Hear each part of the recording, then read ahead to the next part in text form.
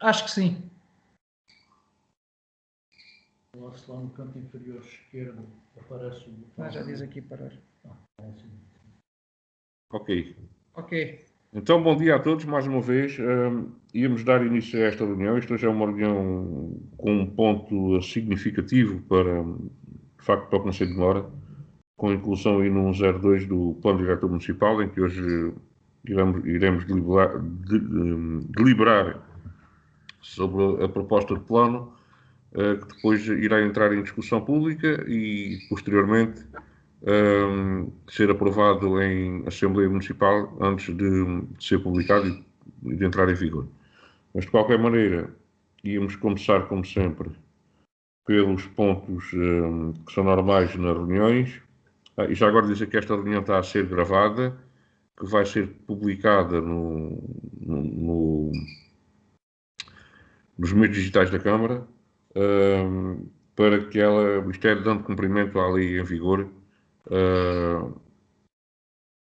e como temos aqui o plano diretor municipal para aprovar, a ver se está tudo certinho, o mais certinho que a gente possa fazer, para que não haja problemas. Portanto, período antes da hora do dia. Algum dos senhores vereadores que tenha alguma coisa, que queira colocar alguma questão, faça favor. Ora, eu tinha aqui duas questões, se me permita. Força. A primeira é, iniciou-se há cerca de 8 dias as aulas online. Tem alguma informação se estão a decorrer bem, se têm o equipamento, têm acesso à internet? Não sei se houve alguma conversa com a escola sobre isso. Bom, eu acho que tem havido conversas com a escola, agora a informação, não sei se a vereadora Mafalda tem alguma coisa. Já som, Mafalda. Som.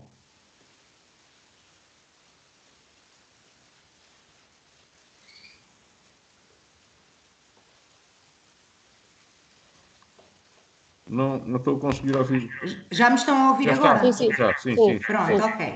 Então é assim, tem existido realmente conversas com a escola desde a primeira, ainda antes da entrada em vigor do estado de emergência, à semelhança do que foi feito no ano letivo passado.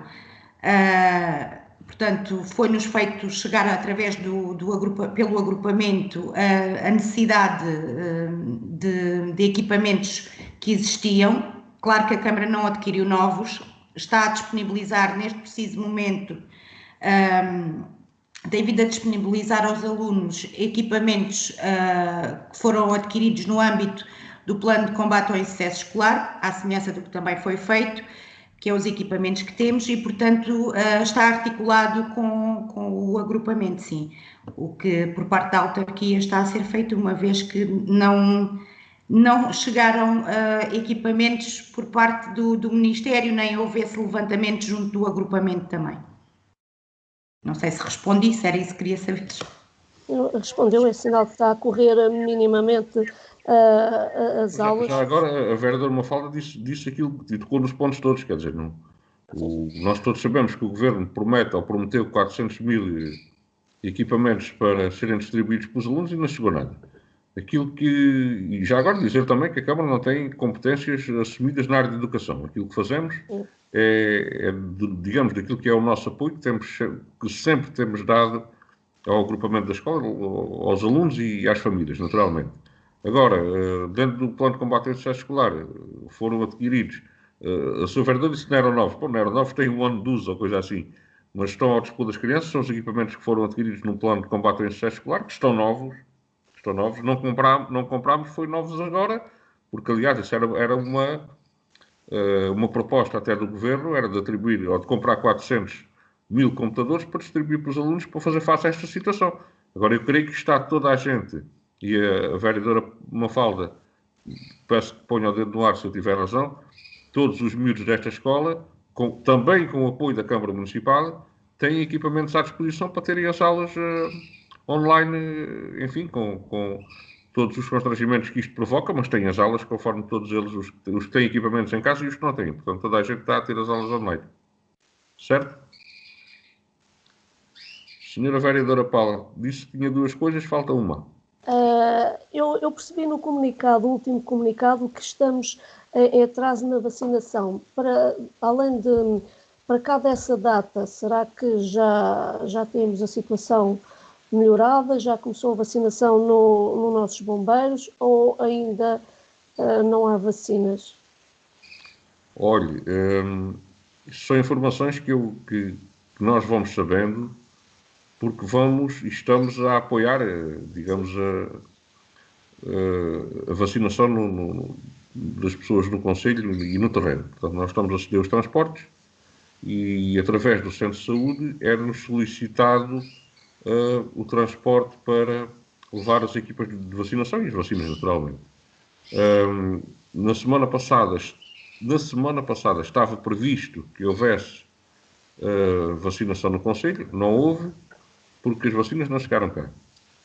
Creio que esta semana, hoje é quarta, a partir de amanhã, se tudo correr normal e conforme nos foi transmitido, para que nós possamos voltar a solicitar o transporte, vão ser vacinadas pelo menos as segundas doses que ficaram por aplicar em algumas instituições.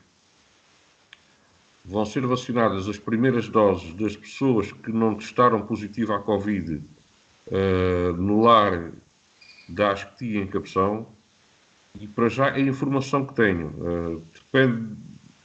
Tudo está dependente do número de doses que cheguem ao Conselho de Mora. Poder-se-á avançar para os maiores de 80, alguns maiores de 80, se chegarem algumas doses a mais em relação àquilo que eu referi, portanto às segundas doses cá para dar e às primeiras em algumas instituições. Se vierem a mais, vão começar a chamar pessoas. Quanto aos bombeiros, a informação que eu tinha anteriormente era que a vacinação dos bombeiros ia ser feita em Évora. Em Évora é local designado. Mas pronto, isso, como lhe digo, isso que nos chega é aquilo que nós vamos, do apoio que estamos a dar e enfim, que as unidades de testagem fazem o favor de nos informar da situação, até porque é importante também que nós saibamos e possamos transmitir às pessoas no sentido de dar uma maior tranquilidade. Agora, todos sabemos, e acho que isto não é novo, que as vacinas que chegam ao país, se calhar nem com a celeridade que seria desejável, e isto a culpa não vamos dizer que a culpa é do governo, pronto, chegam quando chegam, os laboratórios não enviam, ou não têm disponível, mas depois a distribuição é feita por todos estes 308 concelhos do país, naturalmente, e pronto, as coisas não são tão certinhas e direitinhas como nós gostaríamos que fossem, mas espero que com a nova equipa que está a gerir, digamos, o plano de vacinação nacional, que as coisas possam caminhar melhor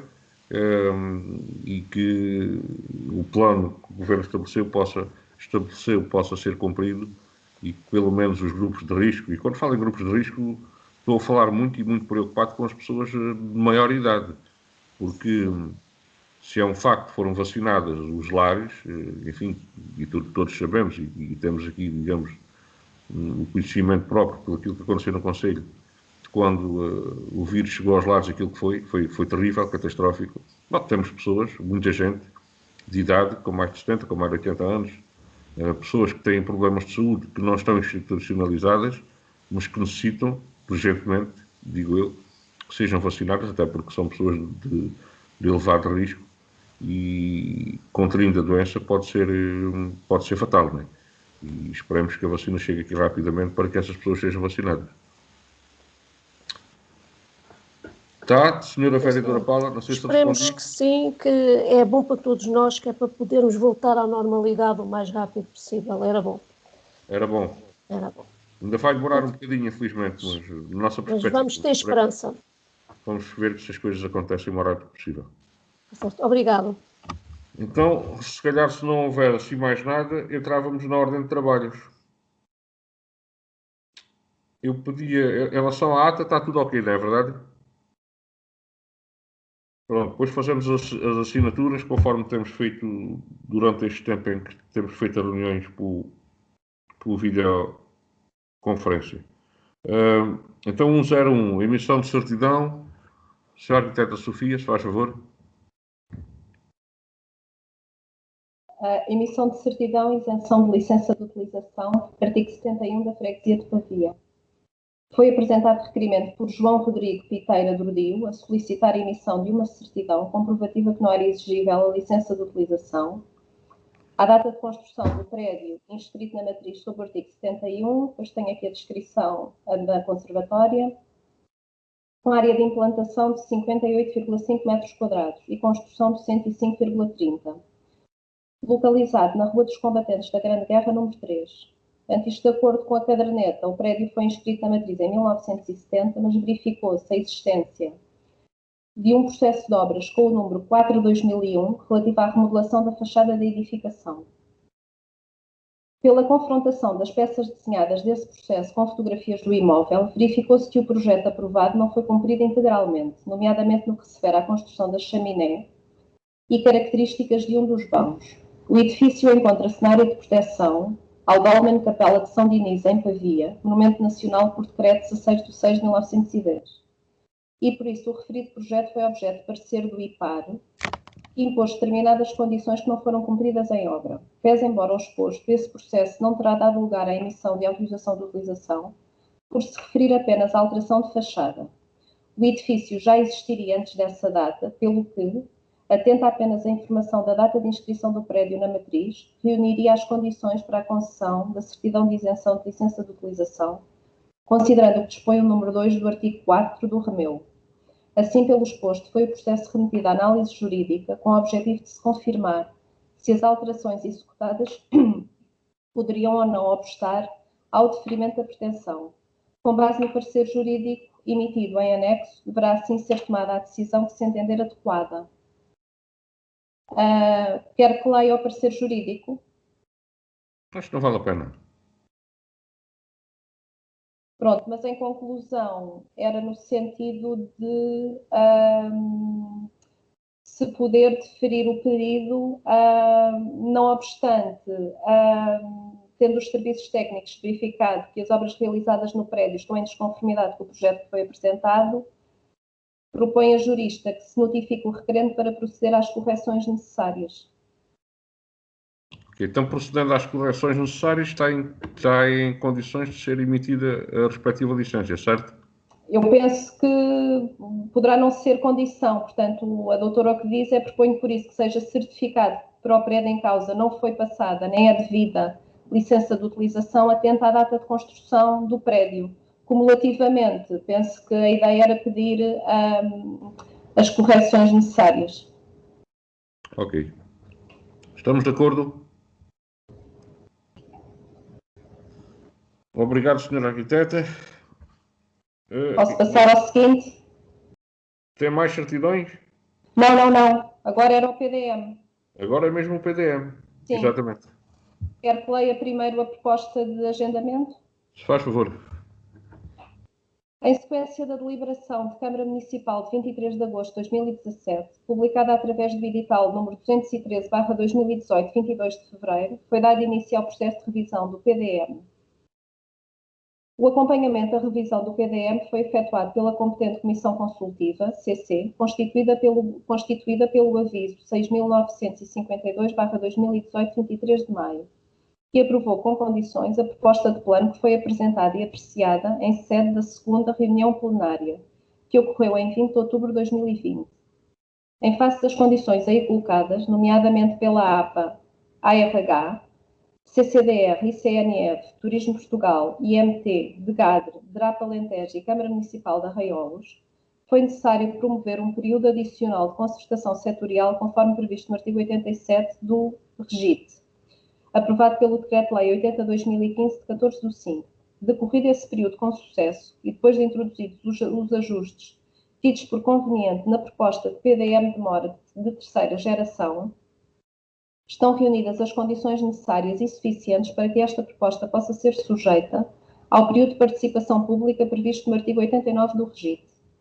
Nestes moldes, submete-se à consideração da Câmara Municipal de Mora a proposta de PDM de mora de terceira geração e o respectivo relatório ambiental anexo 1, incorporando de forma atualizada e articulada o resultado da concertação setorial efetuada, juntamente com os pareceres emitidos em sede da segunda reunião plenária da CC, e a correspondente concertação setorial com as entidades, bem como a ata da referida reunião, anexo 3, com o objetivo de a sujeitar ao período de discussão pública. De acordo com o número 2 do artigo 89 do REGIT, o período de discussão pública deve ser anunciado com a antecedência mínima de 5 dias e não pode ser inferior a 30 dias, sendo que após este período, e depois de ponderadas reclamações, observações, sugestões ou pedidos de esclarecimento apresentados e de respondidos formalmente quando aplicável, são divulgados os resultados através da comunicação social, da plataforma colaborativa de gestão territorial e do respectivo site da internet e elaborada a versão final do PDM para aprovação pela competente Assembleia Municipal sobre proposta da Câmara Municipal. Alerta-se que desde o início do período de discussão pública de um plano territorial de âmbito municipal e até à data da sua entrada em vigor, de acordo com o previsto no número 1 do artigo 145 do REGIT, ficam suspensos os procedimentos de informação prévia, de comunicação prévia e de licenciamento que incidam nas áreas territoriais, a abranger por novas regras urbanísticas, com exceção daqueles: 1. Cujo pedido seja deduzido ao abrigo de normas provisórias. 2. Que tenham por objetivo obras de reconstrução ou de alteração em edificações existentes, desde que tais obras não originem ou agravem desconformidade com as normas em vigor, ou tenham como resultado a melhoria das condições de segurança e de salubridade da edificação. 3. Que incidam em área de abrangência de um plano territorial de âmbito municipal que se mantenha em vigor, isto é, todos os planos de pormenor eficazes no Conselho. 4. Que incidam em área de abrangência de um alvará de loteamento. 5. Constituam um compromisso urbanístico válido à data de início da discussão pública. Desta feita, em face do exposto, propõe-se que a Câmara Municipal de Mora delibere: 1.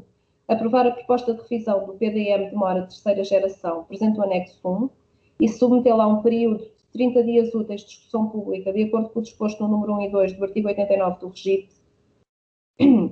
2. Dar início a um período de discussão pública nos termos do aviso apenso à presente informação, conforme anexo 2, a publicar na segunda série do Diário da República, através da plataforma de submissão automática aplicável, e a divulgar através da comunicação social, em edital, no sítio da internet da Câmara Municipal e ainda disponibilizada na plataforma colaborativa de gestão territorial. 3. Suspender os procedimentos de informação prévia, de comunicação prévia e de licenciamento durante o período de discussão pública e até à entrada em vigor do novo plano, nos termos do artigo 145 do REGIT. O momento é oportuno para sublinhar que, de acordo com o número 7 do artigo 89 do REGIT, a reunião de Câmara Municipal que respeita à elaboração de um plano territorial de âmbito municipal deve ser obrigatoriamente pública. Bom, muito obrigado. Antes de colocar o plano à votação, eu depois ia passar aqui a palavra e agradecer desde já a presença da doutora Ana Rodrigues e depois passava a palavra para ela nos fazer aqui, digamos, uma breve apresentação daquilo que é o novo, que vai ser, ou que é esta proposta de plano diretor municipal. Deixa eu dizer aqui uma coisa que é importante. Os planos diretores municipais nunca são aquilo que as câmaras querem. São aquilo que as câmaras chegam depois de uma intensa negociação com várias entidades que já foram aqui referidas pela arquiteta Sofia, de uma intensa negociação por parte da Câmara, por parte da equipa, neste caso a RTGE, que foi contratada para desenvolver o plano, e também na observância de planos, quer de âmbito nacional, quer de âmbito regional, nomeadamente o PROTA, Plano Regional de Ordenamento do Território, em que, quer queiramos, quer não, temos de salvaguardar, digamos que, tudo aquilo que esses planos determinam. E a partir daí, partimos para a elaboração do plano. Aliás, partimos, salvo erro, há 2 anos, doutora Ana, há 2 anos, quando fizemos aquelas sessões na Casa da Cultura, com a participação de muita gente que foi convidada e que deu ali, digamos, que foi feito ou permitiu criar um documento estratégico para a iniciação deste plano, e percorrido todo este tempo, todo este caminho, de muitas consultas às entidades, de sugestões, de adequação da RAN, da REN, enfim, tanta coisa. Hoje foi possível chegar a um documento que eu pedi à doutora Ana para nos fazer aqui uma breve apresentação e para depois votarmos para seguir os trâmites normais nestas circunstâncias. Dizer daquilo que me apercebo que é um plano que, em relação àquilo que temos a vigorar neste momento, àquele plano que temos a vigorar. É um plano muito mais aberto, muito mais permissivo. Digamos que há ali ganhos substanciais em muitas matérias, mas de qualquer maneira, e como eu disse inicialmente, é preciso cumprir com a legislação em vigor, é preciso cumprir com as exigências das entidades, e digamos que estes planos nunca são os planos que nós idealizávamos, mas são os planos possíveis dentro daquilo que nos é imposto pela legislação em vigor e por outras entidades. É assim, doutora Ana? É sim, muito bom dia a todos. Obrigada, Sr. Presidente. De facto, assim é. O Plano Diretor Municipal de Mora ou de outro concelho qualquer não pode ser algo que se idealizou, mas resulta efetivamente da aplicação de um quadro legal muito extenso e que mudou relativamente há pouco tempo, portanto desde 2014, 2015, e também dessa intensa negociação que há sempre com as entidades que são convocadas a dar os seus pareceres. E, portanto, é um trabalho é intenso, é complexo, essencialmente complexo, mas esperamos que este novo plano traga, de facto, algumas vantagens que espero também poder transmitir nesta breve apresentação. Portanto, preparei para vós, espero também não demorar muito tempo, nem vos maçar muito, uma breve apresentação do processo e do que foi feito, dos resultados deste novo plano, e depois, se assim entenderem, poderão fazer algumas questões, as quais eu tentarei responder, e se alguma coisa também não souber, a resposta será depois transmitida. Portanto, vou tentar partilhar a minha tela convosco. Vamos lá ver se corre tudo bem.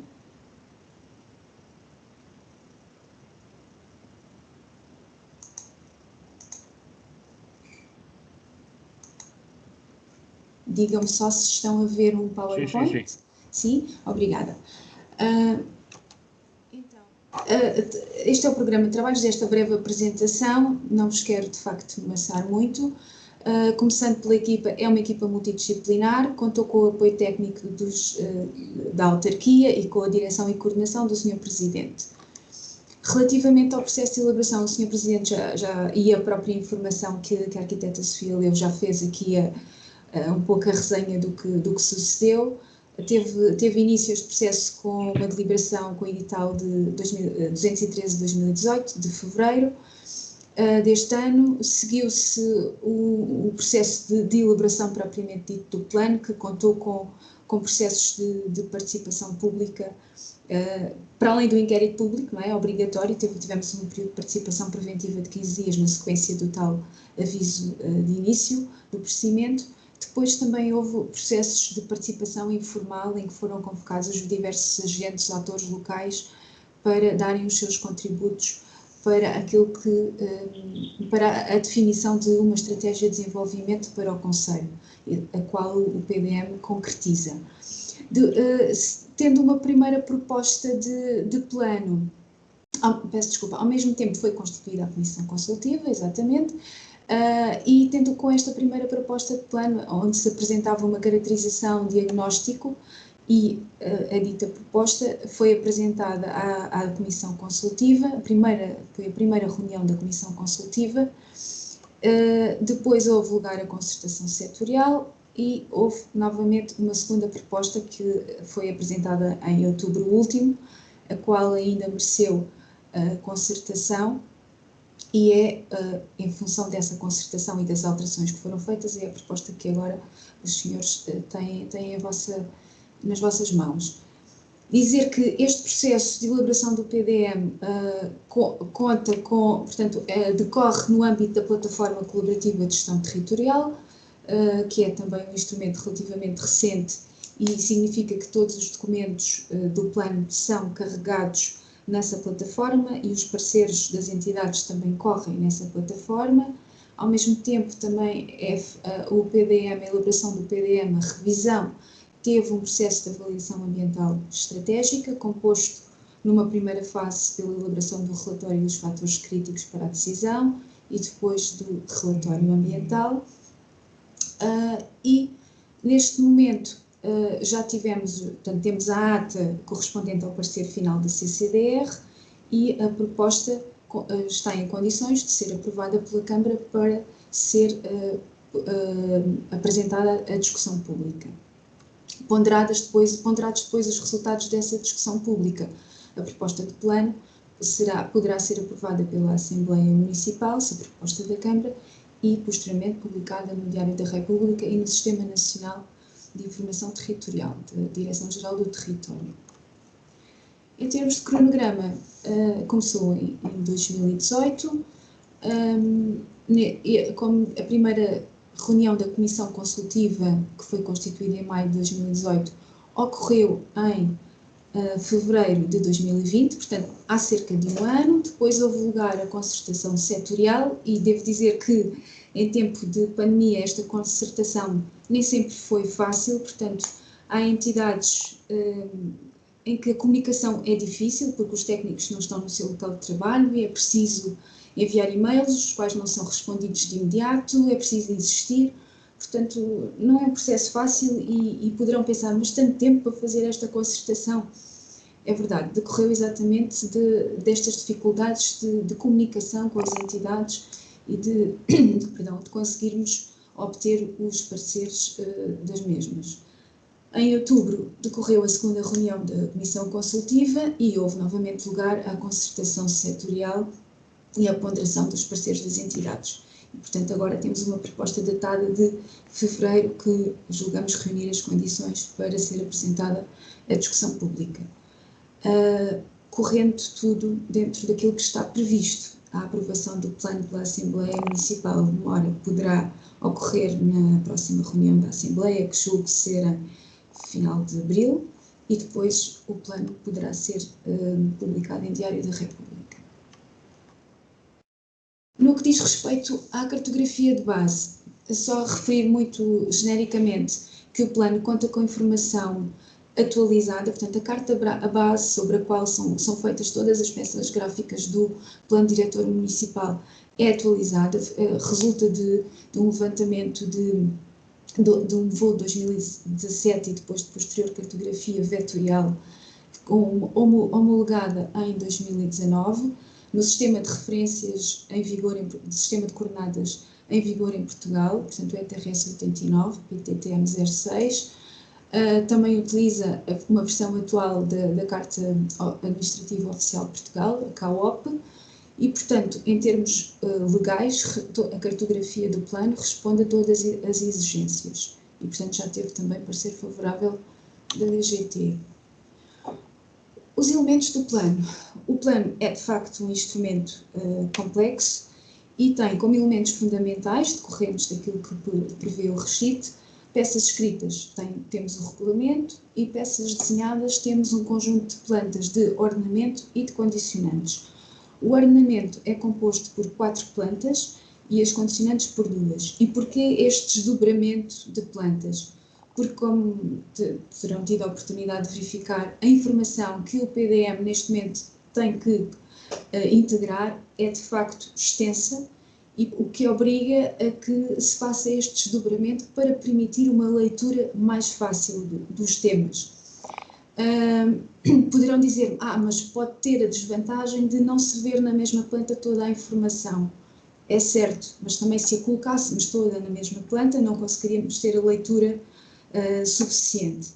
Por outro lado, dizer já que o plano será gerido em sistemas de informação geográfica, que foi assim também que foi elaborado. E os sistemas de informação geográfica, portanto, permitem um manuseamento, a manipulação e uma análise e de posterior decisão muito mais simples e um processo muito mais integrado de toda esta complexidade de informação. Portanto, isto vai facilitar imenso o processo de decisão. Assim, a planta de ordenamento divide-se em classificação e qualificação do solo, estrutura ecológica municipal, outras limitações ao regime de uso, património. A planta de condicionantes, por sua vez, temos a planta de condicionantes geral e uma planta de condicionantes dedicada aos recursos florestais, uma vez que agora também temos que integrar informação do Plano Municipal de Defesa da Floresta contra Incêndios. Elementos que acompanham o plano. portanto, temos um conjunto de relatórios técnicos, onde se inclui também o relatório da avaliação ambiental estratégica. Peças gráficas são outras peças adicionais que acompanham o plano.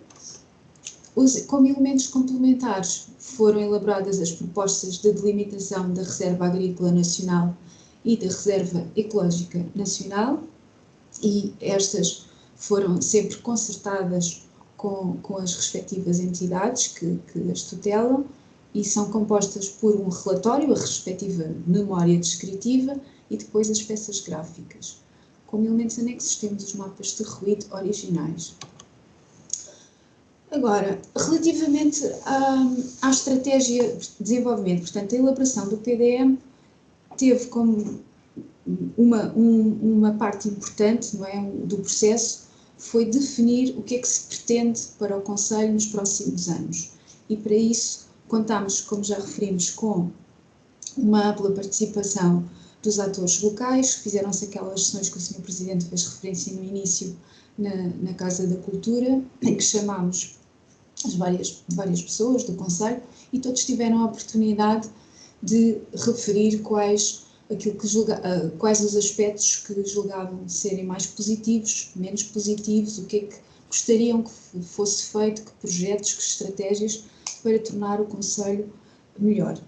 E, decorrente dessa ampla participação, nós elaboramos, em conjunto com o município, obviamente, a visão para o Conselho nos próximos anos. E determina esta visão que o Conselho de Mora é um território que promove a qualidade ambiental e a qualidade de vida, valorizando os recursos naturais, paisagísticos e patrimoniais, num quadro de complementaridade das atividades económicas tradicionais, com novas e diversificadas oportunidades na área do conhecimento, inovação e oferta turística, de onde resultam produtos de excelência e inovadores, para o qual contribui a sua posição geoestratégica no sistema urbano regional, constituindo deste modo um território modelo e aprazível para viver, trabalhar, estudar, visitar e investir.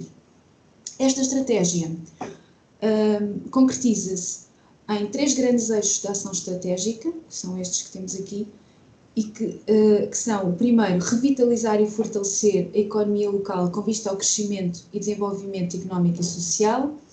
O segundo, promover o território e salvaguardar os recursos naturais e paisagísticos e valorizar o ambiente e o património. O terceiro, defender e incutir uma governança proativa, apostar na qualificação das pessoas e valorizar a coesão social. Dizer também que estes eixos de ação estratégica operacionalizam-se em linhas orientadoras e em projetos e ações concretas, com vista ao desenvolvimento, entroncados nos respectivos objetivos estratégicos de cada um destes eixos, e que têm a oportunidade de verificar nos relatórios do plano. Por sua vez, a estratégia concretiza-se num modelo de desenvolvimento territorial, portanto, é algo que é ainda nesta fase de elaboração da estratégia, é esquemático, portanto, isto ainda não traduz o regime de uso que depois vamos ver na planta de ornamento, e divide o Conselho em 2 grandes áreas, em termos de sistema produtivo, o verde e este laranja, portanto, correspondentes a uma vocação agro-silvopastoril, o verde, e o laranja uma vocação mais agrícola do território. É composto pelo sistema urbano, portanto, são os aglomerados populacionais principais, as sedes de freguesia, a sede de concelho e ainda Malarranha. O sistema de mobilidade e acessibilidade, portanto, as ligações entre as sedes de freguesia e com os concelhos limítrofes e concelhos ou locais mais longínquos, com destaque para Lisboa, Porto Alegre, Estremoz, Évora. Depois também é composto pelo sistema ambiental, portanto, sistema bastante importante no concelho, que integra as albufeiras, as linhas de água, a rede Natura. É ainda o sistema de recursos produtivos, com destaque para a questão do aproveitamento hidroagrícola do Vale do Sorraia, da Mata do Cabeção, e um sistema de recursos turísticos. Destaco aqui a questão das rotas, estas rotas arqueológicas, portanto estes polígonos amarelo, e as rotas da água. E ainda os percursos pedestres existentes, também associados à ecopista do ramal de Mora, para além do património existente no concelho. Portanto, a ideia é que o concelho se desenvolva com o aproveitamento, a maximização, a potenciação deste conjunto de recursos. No que respeita à proposta de plano propriamente dita, portanto, em primeiro lugar, temos um conjunto de servidões administrativas e restrições de utilidade pública que são agrupadas em várias temáticas: recursos hídricos, recursos geológicos, recursos agrícolas e florestais, recursos ecológicos, património edificado e infraestruturas. E este conjunto de servidões e restrições está presente nas plantas de condicionantes, planta de condicionantes geral e planta de condicionantes recursos florestais.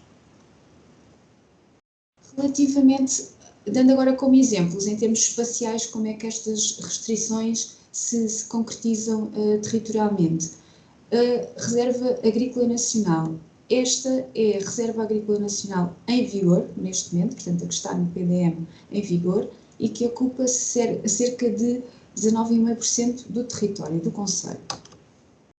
Aqui vemos a sobreposição da RAN em vigor com a proposta de RAN, que já foi aprovada pelas entidades competentes, e verifica-se que ela ocupa 16,8% do concelho, o que corresponde a cerca de 14% de redução de Reserva Agrícola Nacional.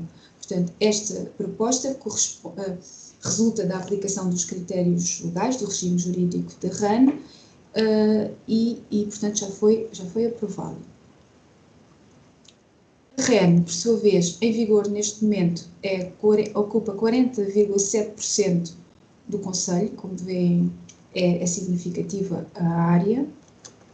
A proposta atual, também já concertada com as entidades, representa apenas 10,2% do território, portanto é esta trama com as riscas azuis, e isto representa uma redução de quase 75% face à REN em vigor. Portanto, neste aspecto, o território fica menos onerado em termos de restrição de utilidade pública relativamente à Reserva Ecológica Nacional. Pode-se dizer que é uma vantagem para já. No que respeita à classificação, portanto, vimos dois exemplos de servidões e restrições de utilidade pública, agora passando à proposta de ordenamento propriamente dita, classificação e qualificação do solo. Como sabem, o regime legal é diferente daquele que esteve na origem do PDM em vigor e, portanto, temos agora a distinção clara entre solo urbano e solo rústico, não há já lugar ao solo urbanizável.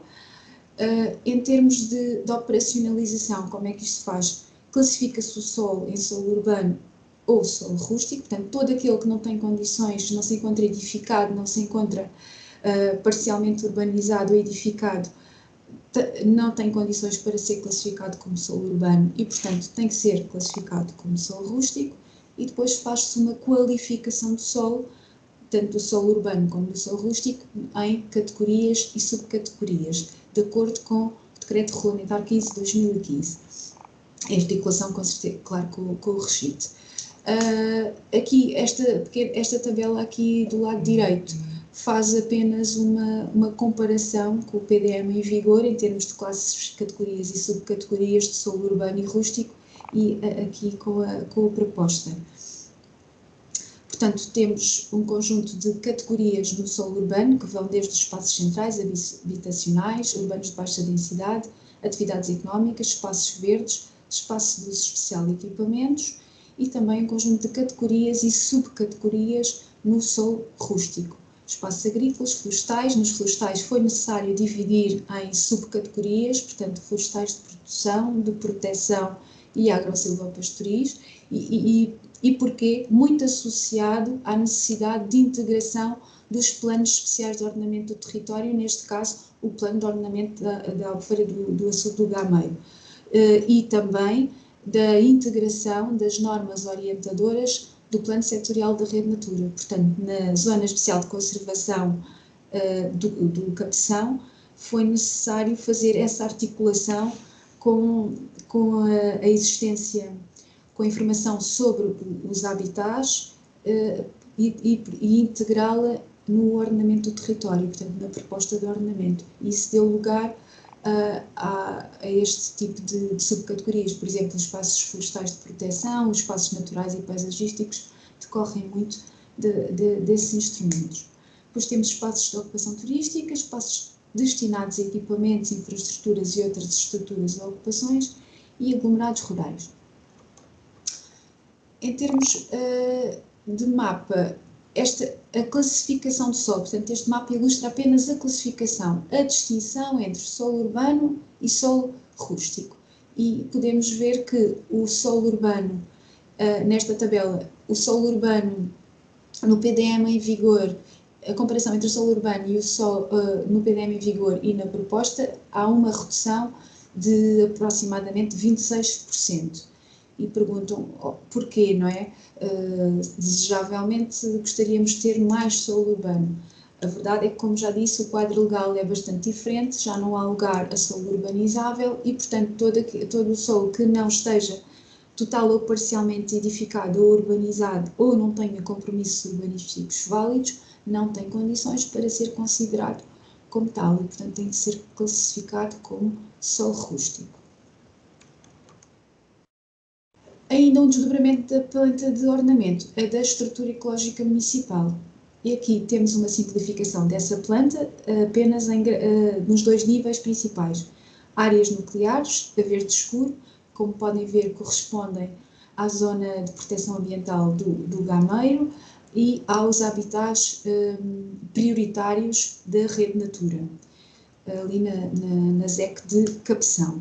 Depois temos as áreas de conectividade e de prevenção de riscos, que incluem diversos elementos, como depois podem ver na planta, mas onde se integram obrigatoriamente as tipologias da REN, portanto relacionadas com as albufeiras, as linhas de água, as faixas de proteção, as margens, também as tipologias relacionadas com a prevenção de riscos naturais, como as áreas de erosão, as áreas estratégicas de proteção e recarga de aquíferos e as zonas ameaçadas pelas cheias, entre outros. E ainda tivemos que fazer a integração do Programa Regional de Ordenamento Florestal, o PROF do Alentejo, que refere que os corredores ecológicos correspondem às linhas de água e há uma diferenciação entre aquelas que são temporárias e aquelas que são permanentes e depois aplicam-se um conjunto de normas associadas a esses corredores no que respeita às regras relativas à arborização. Portanto, como veem, o PDM é de facto um instrumento complexo, tem que absorver uma série de instrumentos. De referir ainda que esta estrutura ecológica municipal é de facto consequente, ou seja, tem um regime associado. Poderão ver, é o artigo 11º da proposta de regulamento. Portanto, há uma série de ações, atividades que são interditas ou condicionadas nestas áreas da estrutura ecológica municipal, vista a salvaguardar os recursos naturais e os valores principais. Depois, em termos, um outro desdobramento da planta de ordenamento são as outras limitações ao regime de uso. Isto são o quê? São situações que não constituem de facto servidões ou restrições de utilidade pública, mas que têm que ser consideradas, interferem no regime de uso e, portanto, foram colocadas neste desdobramento da planta. Estamos a falar de áreas que são áreas inundáveis por cheias técnicas, ou seja, se houver o arrebentamento de uma barragem, são áreas que são afetadas pela onda de ruptura da barragem, pela onda de inundação, aliás. Temos áreas de conflito acústico, por exemplo, áreas em que os níveis de ruído ultrapassam os legalmente definidos. Temos áreas que correspondem a acidentes que envolvem substâncias perigosas, mas como ainda não foram publicadas em portaria, também entram aqui nesta planta. Temos a perigosidade das cheias e inundações naturais e temos os recursos florestais, também informação proveniente do PMDFC. O património é outra planta de ordenamento, é outro desdobramento e contém o património classificado e o património de interesse. Portanto, é aquele património que, não tendo não sendo classificado, deve ser preservado e, portanto, tem regras próprias, tem normas associadas que visam a sua proteção e valorização. Estamos quase a acabar. Relativamente ao procedimento de avaliação ambiental estratégico, como já referi no início, primeiro são determinados os fatores críticos para a decisão, portanto é elaborado um primeiro relatório que determina quais são os fatores que devem ser considerados nesta avaliação ambiental estratégica e a aferição destes, nós chamamos FCDs, resulta da ligação entre, ou da consideração do quadro de referência estratégico em vigor, do quadro das questões estratégicas do PDM, portanto aqueles objetivos, eixos da ação estratégica que vimos anteriormente, e ainda das questões ambientais e de sustentabilidade referidas na legislação da avaliação ambiental estratégica. Faz-se uma síntese destas três questões e daí resulta os fatores críticos, portanto aquilo que é importante considerar quando se faz a avaliação ambiental da proposta de plano diretor municipal.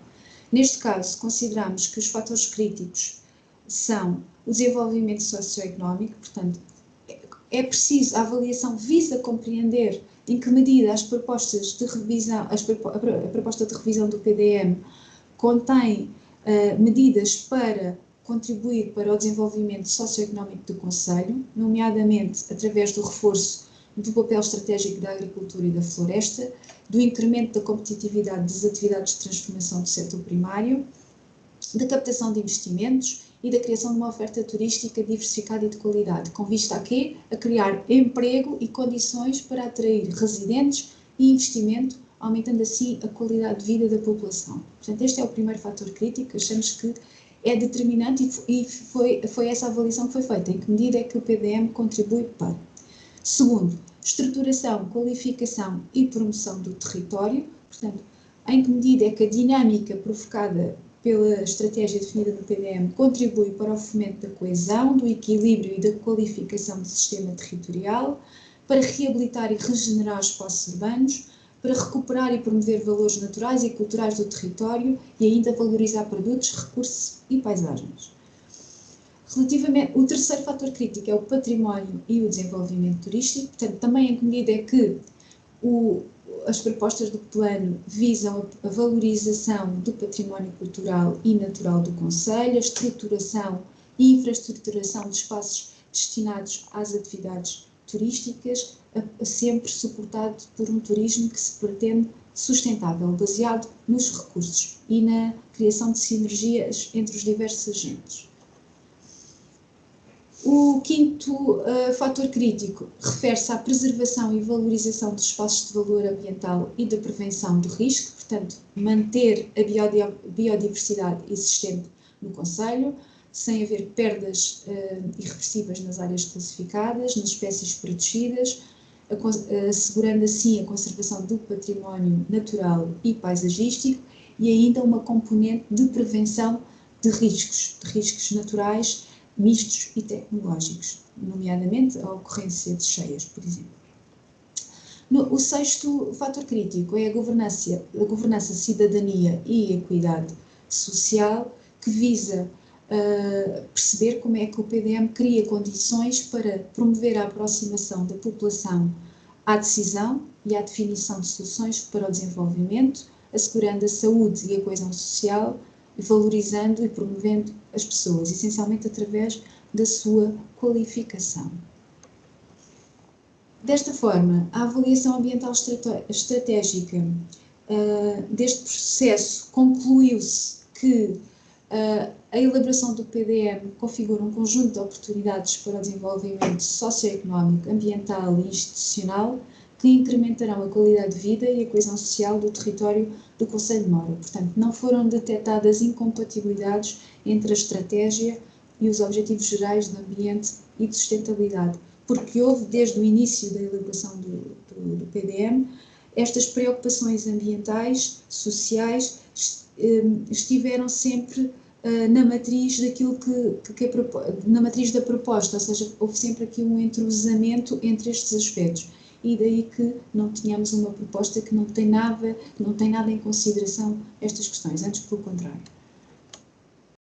Por último, as vantagens do PDM, deste PDM terceira geração, que não é o PDM ideal, mas é aquele que se consegue obter resultado dos diversos instrumentos que é necessário considerar e da diversidade e da complexidade do quadro legal que lhe está subjacente, resulta então que há, mesmo assim, uma simplificação, portanto, há uma redução do número de categorias e subcategorias e dos parâmetros urbanísticos e pretende ser facilitador da gestão. Resolve alguns erros materiais nas plantas de ordenamento e de condicionantes, que entretanto foram detectados. Há uma flexibilidade, porque no quadro legal atual, e como vos disse, neste momento não podemos ter solo urbanizável, mas isso não significa que, havendo o interesse do investidor numa determinada área precisa para desenvolver uma atividade, se essa atividade não tiver grandes constrangimentos a nível de servidões e restrições de utilidade pública, a Câmara pode, entendendo que realmente é adequada àquela intenção, pode liberar a elaboração de um plano pormenor com efeitos registais e, portanto, permitir que determinada área possa vir a ser classificada como solo rústico, solo urbano. Portanto, há essa possibilidade no atual quadro legal. Também introduz rigor, transparência e celeridade. Este PDM, porque, como vos disse, foi totalmente elaborado e será gerido em ambiente de sistemas de informação geográfica e, portanto, isso permite uma maior rapidez na análise, na avaliação dos processos. Tem a integração dos PEOT e das questões da rede Natura, do PROF, também como já vos expliquei. Contém uma estratégia de desenvolvimento prospectiva, operativa e concertada, portanto resulta da participação dos diversos atores locais. Verifica-se realmente que há a redução da REN e da RAN, embora seja mais responsável com o ambiente, porque temos espaços naturais, temos a estrutura ecológica municipal, temos as questões do ruído, dos riscos e da floresta asseguradas. E ainda a questão que este plano possibilita a relocalização de edificações em situações de riscos naturais, de segurança rodoviária, de segurança e saúde públicas. Por exemplo, no caso de uma área uma edificação que esteja numa zona ameaçada pelas cheias, que recorrentemente é afetada pela cheia. Portanto, essa edificação pode ser a pedido do proprietário relocalizada para uma outra área da parcela que de facto não tenha essa questão. E, portanto, isto nós consideramos que é bastante importante e que introduz aqui, neste caso é uma novidade, é uma vantagem deste plano diretor municipal. A vossa atenção e estou a dispor para questões que considerem importantes. Muito obrigado, doutora Ana. De nada, obrigada. Pronto, isto foi, digamos, uma apresentação geral e global daquilo que se pretende que venha a ser o plano, portanto não é uma apresentação pormenorizada, porque seria impossível, estávamos aqui um dia inteiro. Essa apresentação, eu depois havemos durante o período de discussão pública, arranjar forma de termos pelo menos uma duas sessões públicas de apresentação do plano e de ouvir sugestões e dúvidas dos nossos municípios e de quem tiver interesse na discussão deste plano. De qualquer maneira, como a doutora Ana já se colocou à disposição, se houver alguma questão que lhe queiram colocar agora, agradecia. De parte dos senhores vereadores não há nada. Então, não havendo nada, pronto, há aí coisas que são vantagens. Eu tinha dito há pouco, há aqui muita vantagem que decorre deste plano em relação ao outro. Uma que ressalta, e me ressaltou logo aqui, portanto, uma redução da renda de 75% é uma coisa considerável. Uma redução da renda em 14% também é muito importante. E depois há outras coisas que, dentro do próprio regulamento, que têm a ver com as edificações, com ganhos que houve, sei lá, no anterior plano. Se eu estiver enganado, doutora Ana, corrija-me. No anterior plano, sei que a área de construção no lote urbano seria de 60%, agora passa a 80%, quer dizer, há ali um ganho substancial que permite que as pessoas, dentro das parcelas ou dos terrenos que venham a adquirir ou que venham a construir, tenham mais liberdade para fazer, digamos, para aproveitar uma área de construção maior. Mas há aqui uma questão que me parece também importante e que pode vir a ser colocada, que é a construção de, vamos supor, uma futura zona industrial e uma expansão da zona industrial. No anterior plano considerava uma zona de expansão e só podia ser aquela. Neste plano não é consideradas e não podem ser consideradas futuras zonas de expansão, mas como a doutora Ana disse há pouco, através daquele instrumento do PP com efeitos registrais, consegue-se em pouco tempo determinar ou ter, digamos, disponível áreas que permitam construir outras coisas, nomeadamente, como estava aqui a colocar, uma zona industrial. Agora, quando um plano por si só, digamos que determina as áreas, o que está a fazer é valorizar e especular sobre o custo de uma determinada área. Isto, obviamente, que é eliminado daqui, é eliminado e faz com que cria, inclusive, maior liberdade ao município de, se não tiver que construir aqui, ou se não chegar, digamos, a acordo com o proprietário, com o terreno para construir, seja aquilo que for, num determinado sítio, e reportando-me aqui à zona industrial. Imaginemos que a Câmara Municipal pretende no futuro ampliar a zona industrial numa área de 10 hectares. Bom, não quer dizer que seja num terreno imediatamente adjacente, até pode ser noutro que possa vir digamos, a ter a possibilidade, onde tenha a possibilidade de o fazer, mas por um preço justo por um preço justo e com maior viabilidade. Pode, digamos, negociar entre várias opções. Aquilo que tínhamos no anterior, não havia opções. Ou era ali ou não era ali. Portanto, é um ganho também que eu acho que é importante para que se consegue com este plano. A doutora a vereadora Paula, não sei se ela fugiu, eu gostava de colocar o plano à votação com todos presentes. Não sei se ela está com algum problema.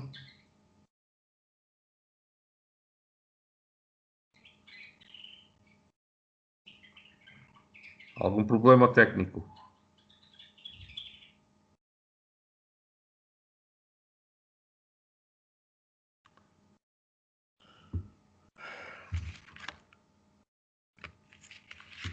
O que é que eu ia propor? Só ver se ela regressa. Não ia propor nada. Vamos dar aqui um toquezinho a ver se ela regressa. Porque isto é importante. É importante que ela também dê a sua opinião e a sua contribuição.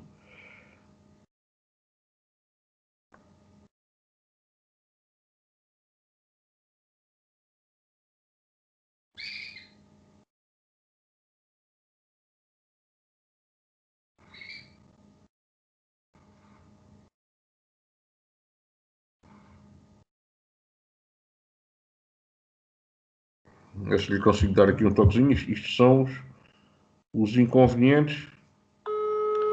São os inconvenientes das tecnologias. Sr. Vereadora, perdeu-se. Peço desculpa, perdi-me. Houve aqui um grande problema de internet. Estou a tentar entrar. Tem sido uma constante nestes últimos tempos. Eu já liguei ao Samuel. Estou a tentar resolver. Logo na altura mais importante, mas não estou conseguindo. Pois, por isso é que eu queria que estivesse aqui. Não consigo. Não estou a conseguir entrar. Caiu mesmo a internet. Não estou a conseguir. Mas aqui mesmo pelo telefone. Se não se importarem, quando consegue e não consegue, a gente vai avançando. Pode ser? Pode. Vocês estão a ouvir a vereadora Paula? Estamos todos a ouvi-la. Portanto, se não se importarem, a gente vai avançando. Tem alguma questão para colocar à engenheira Ana? Não tenho a colocar-me porque foi bem explicado. Portanto, a questão do PDM.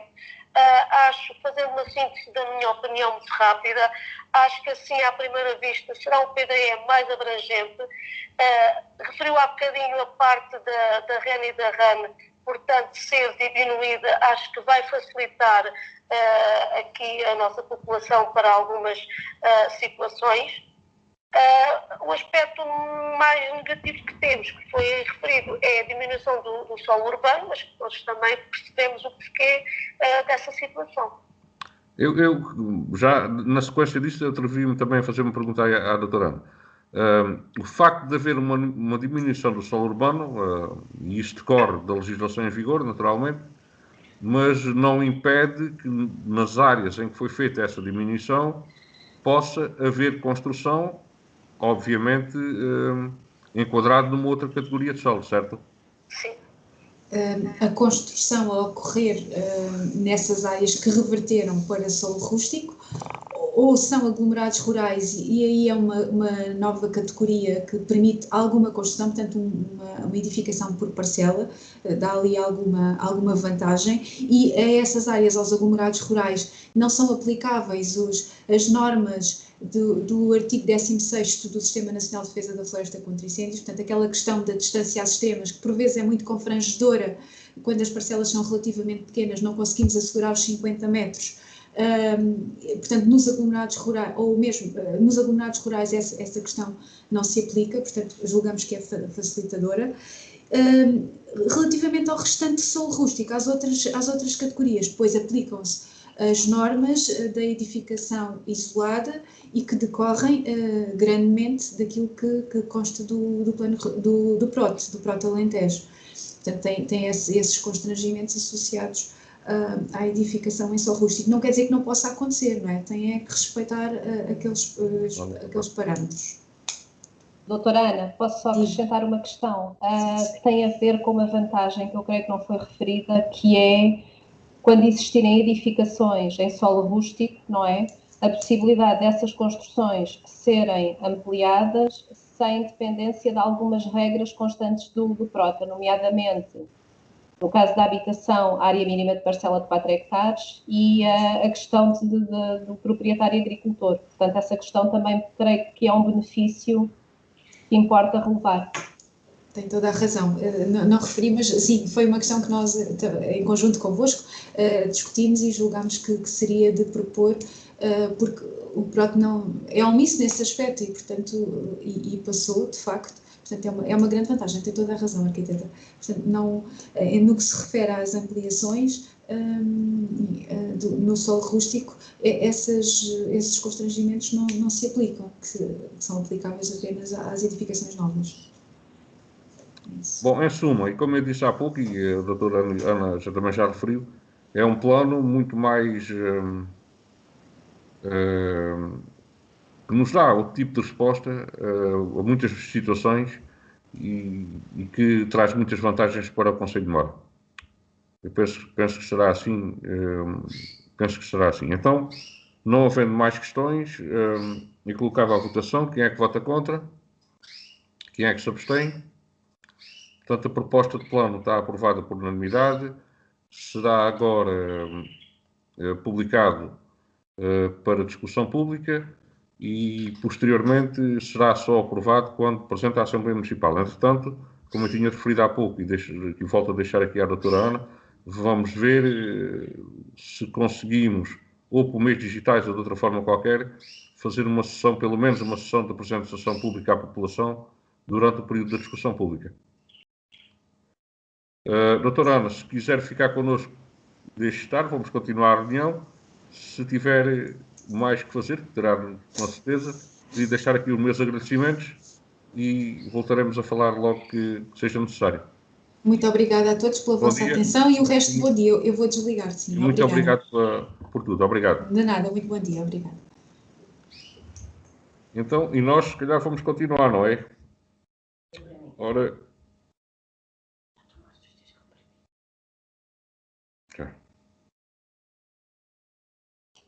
Ponto 103.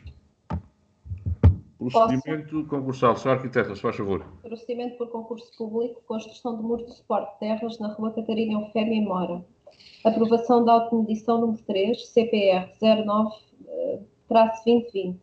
Dando cumprimento ao artigo 19º do documento Norma de Controlo Interno da Câmara Municipal de Mora, somos a submeter à aprovação por parte do órgão competente para a decisão de contratar, o documento automedição número 3, referente aos trabalhos contratuais da empreitada com a designação de construção de muro de suporte de terras da Rua Catarina Efémia, em Mora, e a referência CPR 09-2020. Tá? Muito obrigado. Portanto, é aprovar o ato de medição referente ao muro para depois se poder proceder ao pagamento deste auto à empresa que está a construir o referido muro. Estamos de acordo? O ponto seguinte, 104. Procedimento por ajuste direto, nivelamento do pavimento do mercado municipal em Mora, aprovação do auto de medição número 1, AD 20/2020, dando cumprimento ao artigo 19º do documento Norma de Controlo Interno da Câmara Municipal de Mora, somos a submeter à aprovação por parte do órgão competente para a decisão de contratar o documento auto de medição número 1, referente aos trabalhos contratuais da empreitada com a designação de nivelamento do pavimento do mercado municipal em Mora e a referência da AD 20/2020. Pronto, é exemplo do ponto anterior, portanto, este é referente ao ato de medição número 1 do nivelamento do pavimento do mercado municipal, para que se possa pagar. Estamos de acordo? Ok, muito obrigado, Sr. Arquiteta. Acho que não há mais nenhum ponto da divisão de obras e urbanismo. Não há. Se quiser ficar, deixe ficar também, se tiver outras coisas que fazer. Vou desligar. Um Seja bom dia. Tá. Bom dia, bom trabalho. Muito obrigado, igualmente. Obrigado. Senhora Doutora Ângela. Bom dia. Vamos ao expediente da divisão da Administrativa e Financeira. Resumo diário de tesouraria para conhecimento em reunião ordinária. Junto envio o resumo diário. Na sexta-feira passada tínhamos em termos de dotações orçamentais 3.430.204,81 €, não orçamental 16.716,85 €. Depois o mapa de pagamentos autorizados. Para conhecimento em reunião ordinária, junto envio o mapa de pagamentos autorizados pelo Sr. Presidente. Pagamentos emitidos por despacho 10.006,61 €.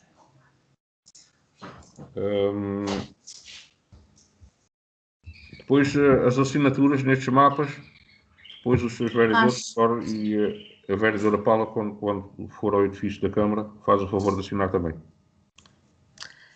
Restituição do valor de 16,85 € da colocação de um contador de água.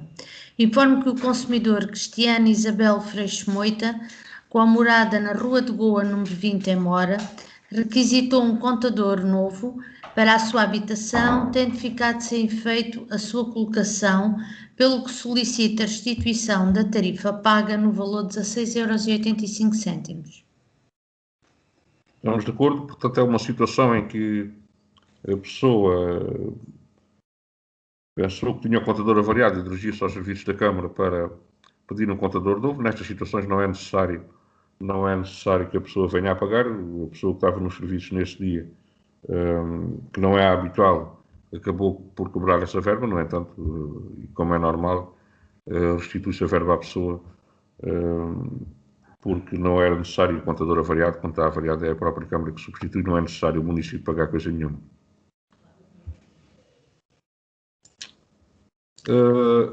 Muito obrigado, doutora Ângela. Eu presumo que o vereador Marco terá com ele os despachos, é isso? Sim. Presumo Então, que Marco, sim. se faz favor.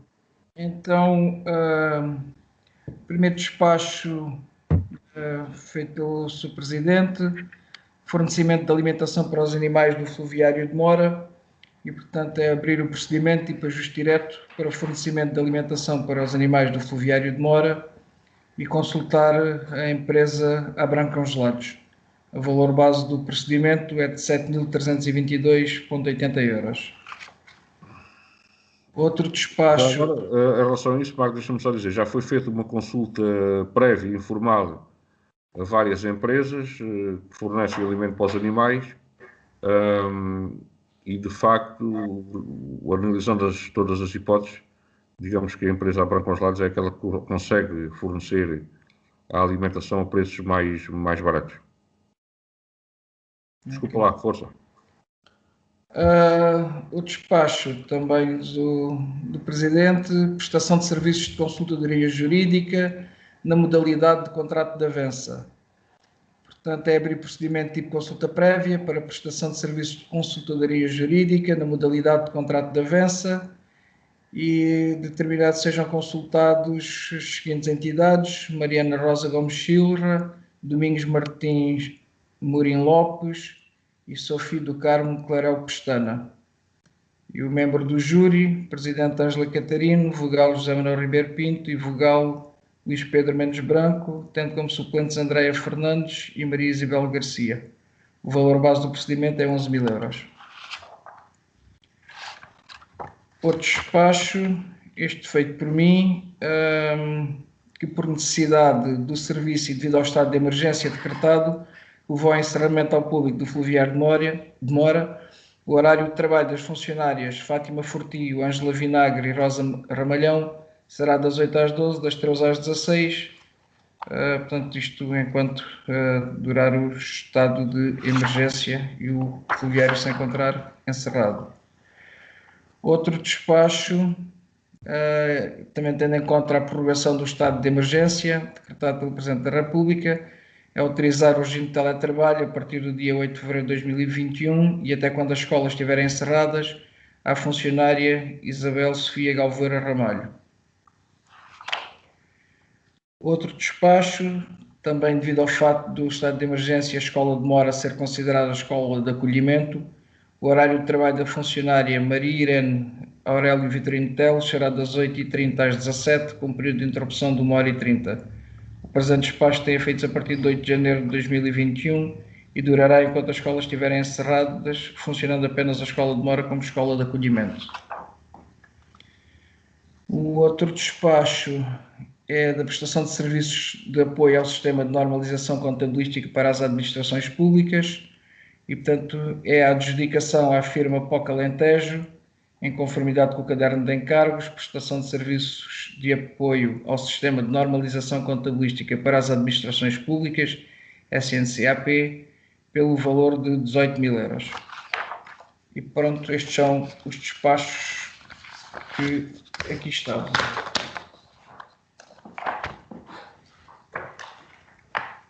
Ponto 502.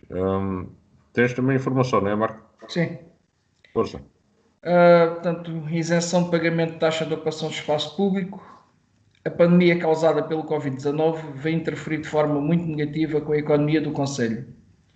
No sentido de apoiar o comércio nestes tempos tão incaracterísticos, proponho que no ano de 2021 a Câmara Municipal isente os pagamentos relativos à fixação de publicidade, bem como a utilização de espaços públicos para a instalação de esplanadas, logo que tal seja permitido. Mais, proponho que seja devolvido o valor já pago por alguns empresários para o efeito. Já agora, eu não sei se está aí, se a doutora Ângela consegue responder isto, mas o valor já pago para o efeito tem a ver com o facto das pessoas pagarem através da modernização administrativa. Sim, certo? sim. Através da AMA. Que se dirigiram à Câmara para pagar. O que eu deixava aqui uma nota era que a isenção, o pagamento de isenção do espaço não invalida que a pessoa faça, digamos, o processo de legalização do mesmo.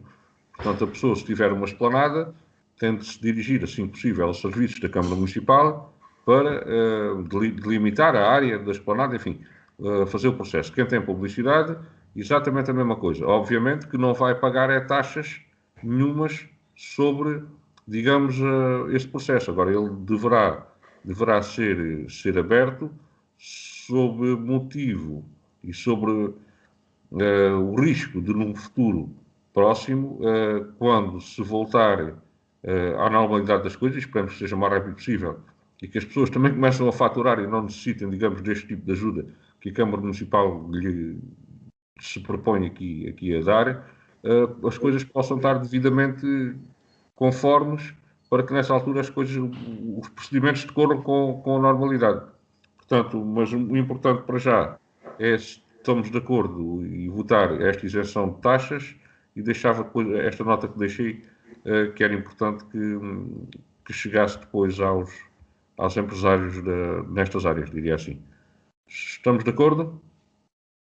Pronto, então estamos de acordo em isentar o pagamento das taxas de publicidade e da ocupação de via pública para os agentes turísticos ou ligados à área do turismo para o ano de 2021.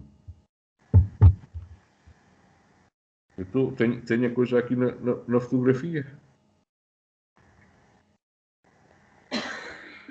O último ponto é a cedência a termo de equipamentos informáticos.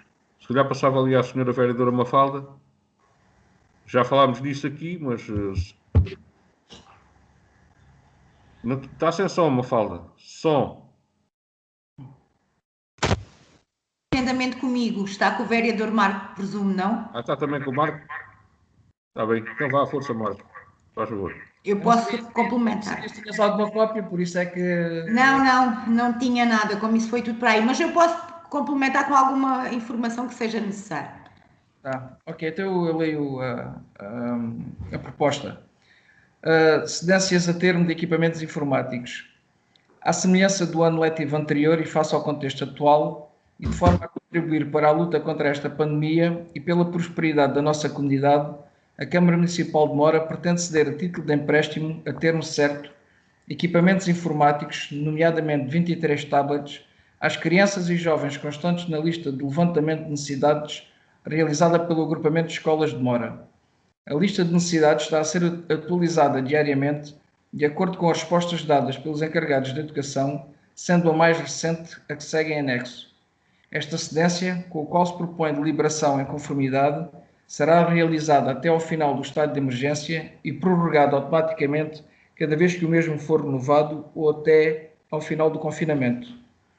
Portanto, depois há uns anexos, que é um termo de responsabilidade pela cedência do equipamento e o levantamento de necessidades realizado pelo Agrupamento de Escolas de Mora.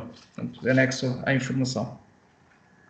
Pronto, era também um bocadinho na resposta àquela questão que a vereadora Paula referiu, mas já o tínhamos feito no ano letivo anterior, continuamos a fazê-lo neste, que é os equipamentos que temos disponíveis para as crianças e que ajudaram a suprir as necessidades, é voltar a fazê-lo, desta vez. Estamos todos de acordo? Ok. Não há mais ponto nenhum, pô, não? Então, não havendo mais nada, doutora Ângela, não sei se a Luísa está por aí. Está aqui comigo. Luísa, o que é que diz? Olá. Olá, bom dia, Luísa. Foi tudo aprovado por unanimidade, todos os pontos foram aprovados por unanimidade, de acordo com os respectivos pareceres. Pronto, não é preciso estar a pormenorizar, muito obrigado. O que quer dizer que, digamos que as decisões e deliberações que foram constantes desta reunião entram imediatamente em vigor. Portanto, obrigado. Eu deixava aqui uma palavra desta reunião, está a ser gravada, conforme termina a lei, vai ser disponibilizada no site da Câmara Municipal. E pronto, dava por essa rada, desejar um bom dia a todos, um bom trabalho a todos. Hoje ainda não estou aí, espero para a semana regressar aí com força para o pé de vocês e uma boa semana de trabalho. Alguma coisa? Disponham. Esta semana já tenho telemóvel.